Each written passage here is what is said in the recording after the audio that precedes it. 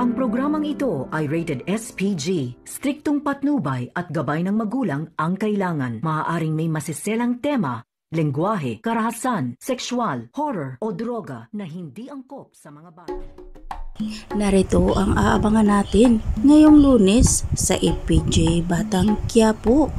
Tinawagan na ni Agustus si Supremo para ipaalam ito kung saan niya pwedeng sunduin si Amanda kung gusto pa niya itong makita na buhay. Pilit namang sumisigaw si Amanda habang nag-uusap itong si Agustus at Supremo, at sinabi niyang huwag maniwala sa sinasabi ni Agustus dahil isa lang itong patibong.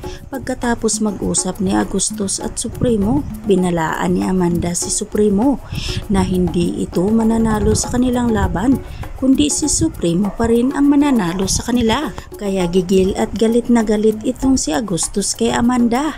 Kaya agad niyang inutusan ang kanyang tauhan na paturukan ito ng pampatulog, habang si Supremo naman ay handang-handaan na sa kanilang labanan. Pero bago pa man sila pupunta sa location na binigay ni Agustus kay Supremo, malaking pasasalamat ni Supremo sa kanyang mga kasamahan dahil handa itong ibuwis ang kanilang mga buhay upang mailigtas lang si Amanda, at hindi iniwan si Supremo hanggang sa kanilang huling laban. Sa kabilang banda, handang-handa na rin si Tanggol sa kanyang labanan kahit alam niya ito na napakadelikado.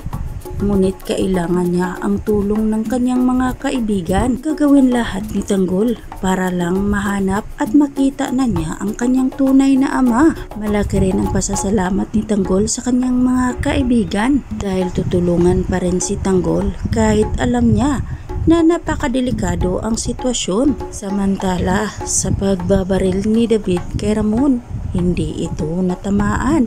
Kaya ito ngayon si David ang hinahabol ni Ramon. Makakaligtas kaya si David sa kamay ni Ramon at mailigtas pa kaya na buhay ni Supremo si Amanda?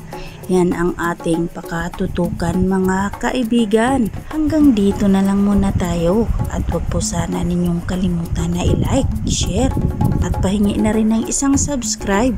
Maraming salamat.